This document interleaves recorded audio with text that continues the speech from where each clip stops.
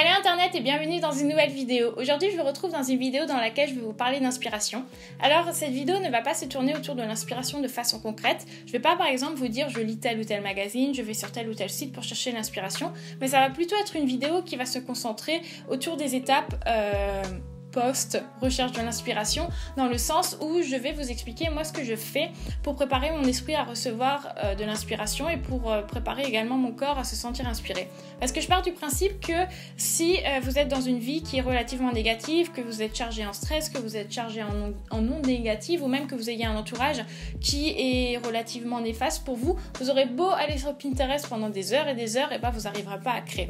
J'ai décidé de faire cette vidéo à ce moment-là parce que pour moi la rentrée c'est vraiment le moment qui est le synonyme du renouveau et c'est la période pendant laquelle en fait je recommence de nouvelles choses, pendant laquelle je me fixe de nouveaux objectifs. Et aujourd'hui je vais tout simplement vous donner mes astuces et vous donner les petits conseils que je suis en train d'appliquer pour préparer mon mois de septembre. Avant de commencer, cette vidéo est en collaboration avec le site Redbubble. Je ne suis absolument pas rémunérée pour en parler, mais j'ai décidé d'en faire une vidéo parce que je trouve que c'est hyper important et que d'ailleurs c'est même hyper cool de mettre en avant des artistes. En fait, pour ceux qui connaissent pas le site Redbubble, mais je pense que beaucoup de personnes connaissent vu que c'est super connu, il s'agit tout simplement d'un site où tout le monde peut télécharger en fait ses dessins et puis après ces dessins tu peux les mettre sur différents objets dérivés. Et donc dans le cadre de cette collaboration, j'ai eu le droit de sélectionner certains objets, ce que je trouve plutôt cool parce que je vais pouvoir vous présenter plein d'artistes et en même temps je peux soutenir des artistes financièrement.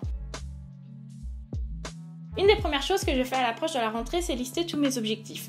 Le fait d'avoir mes objectifs de façon concrète sous les yeux, ça me motive vraiment à me donner à fond durant l'année et puis ça me permet vraiment en fait d'avoir un but et ça me permet en fait tout simplement de savoir ce pourquoi je vais travailler. Moi en l'occurrence mon objectif pour l'année 2018-2019 c'est vraiment poser les bases de mon activité en freelance afin de me permettre d'avoir une stabilité financière, ce qui va forcément m'inspirer dans le sens où ça m'inspire à créer, ça m'inspire à me donner encore plus à fond et généralement en fait comment je concrétise mes objectifs, je les écris tout simplement dans des carnets. Alors moi je suis définitivement team carnet, je sais pas vous, dites-le moi en commentaire, mais je pense que j'ai au moins 30 carnets différents. Il y en a qui n'ont pas encore été commencés, il y en a qui sont terminés. Dès que je vais dans un magasin je peux pas m'empêcher d'acheter des carnets, en fait je suis tout le temps attirée par ça et j'en achète tout le temps.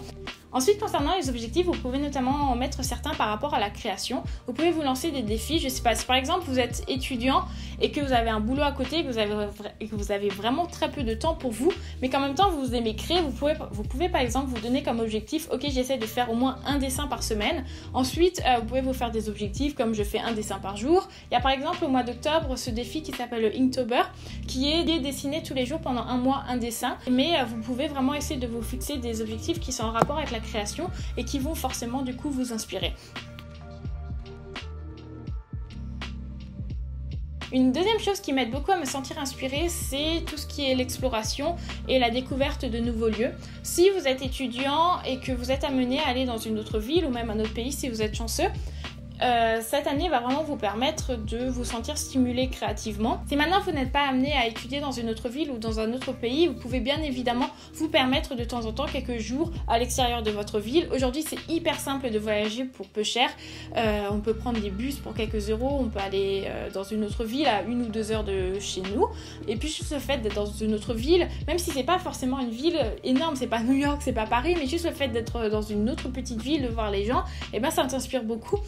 Il y a aujourd'hui plein de solutions qui te permettent de voyager et puis de t'ouvrir l'esprit à petit prix. Et puis de la même manière, si vous faites juste une sortie d'une journée, vous n'êtes pas obligé d'aller consommer dans des restaurants, vous n'êtes pas obligé d'aller boire des verres ou ce genre de choses. Vous pouvez très bien emmener avec vous votre petite gourde ou votre mug et puis votre tupperware avec votre nourriture. Moi, c'est quelque chose que je fais toujours encore, même ici, et c'est vraiment la preuve que t'as pas besoin de dépenser de l'argent si tu as juste envie d'aller voir autre part que ta petite maison.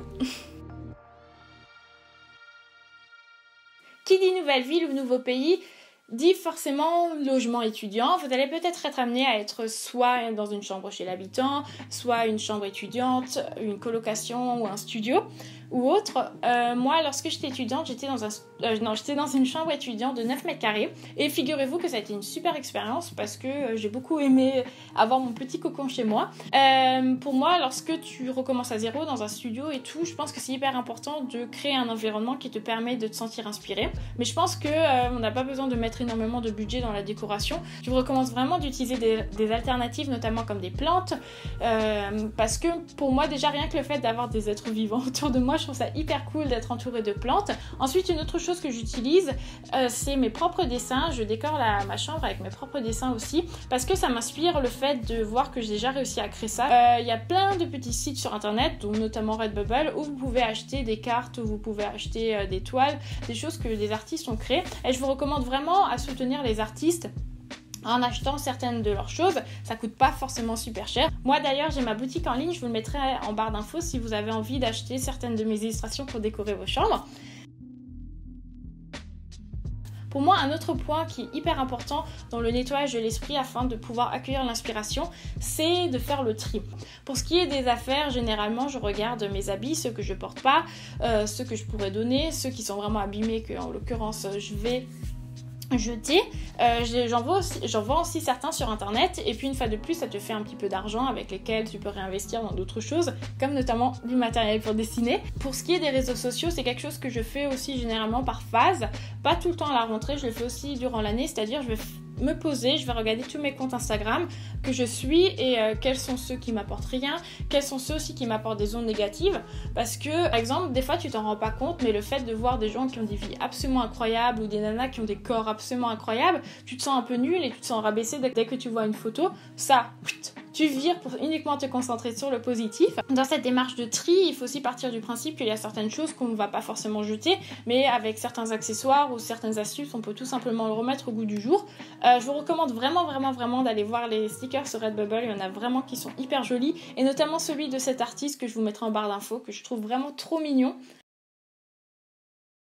C'est selon moi le point qui permettra à votre esprit d'accueillir l'inspiration. Je pense que c'est le fait de se mettre dans un environnement de positivité. Je pars du principe que si vous êtes positif et que votre esprit l'est aussi, votre esprit sera tout simplement prêt à accueillir des choses positives comme l'inspiration et vous vous sentirez bien plus apte à créer. Pour cela, moi j'ai commencé, je viens juste de vérifier dans le carnet, j'ai commencé le 4 août un carnet de gratitude. Quasiment tous les soirs, j'écris les choses pour lesquelles j'ai de la gratitude et que ce soit des choses vraiment minimes. Par exemple, la dernière fois, j'ai juste remercié l'univers pour une promenade dans le parc que j'ai appréciée.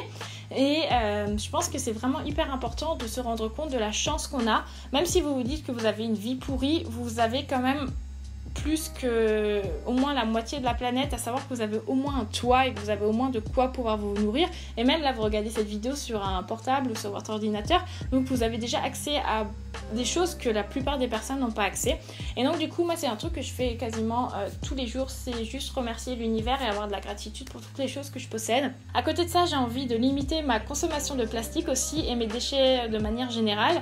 Et juste essayer en fait de m'engager dans une cause qui me tient à cœur, à savoir l'environnement. Je pense que s'engager et donner de son temps dans une cause qui vous intéresse, c'est une fois de plus attirer de la positivité dans votre vie et je pense que l'univers va vous le rendre en vous permettant de pouvoir créer ou en vous permettant d'être inspiré. Une autre chose que j'aimerais mettre en place par rapport à la positivité, c'est que j'aimerais faire en sorte que mes dessins aient un petit peu plus une fonction qu'une fonction uniquement esthétique.